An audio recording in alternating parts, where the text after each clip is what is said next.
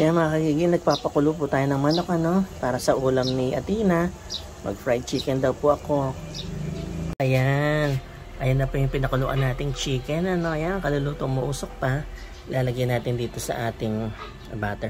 Bali, meron po itong, ano, all-purpose flour, onion powder, garlic powder, at saka yung... Ano ba yun? Ay, Diyos ko. Basta meron tayong yung breading. Ayan. Lalagyan na lang natin chicken natin dyan. Ano? Lalagyan natin dyan.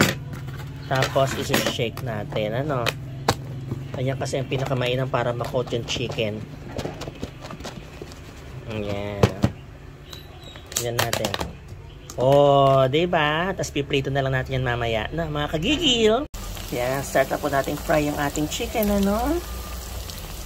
Sandali na lang po yan kasi napakuluan na natin ang ating chicken. Fry natin dito sa skillet. Yan, kabilang side naman, ano? Uy, gusto ang sarap. Yan, yung pangalawang batch naman.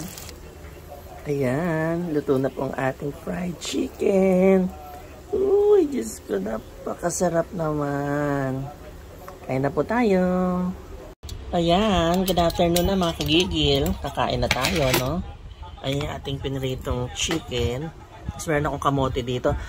Mga kagigil, masustansya ng kamote sa ating katawan, ano? Bukod sa fibrous yan. Tapos spinach, yan. Lalagyan ko lang ng konting olive oil yan mamaya. Meron tayong vegetables dito, ayan. Ayan, papaya na maganda rin sa katawan. Tapos sausawan natin Mang Tomas.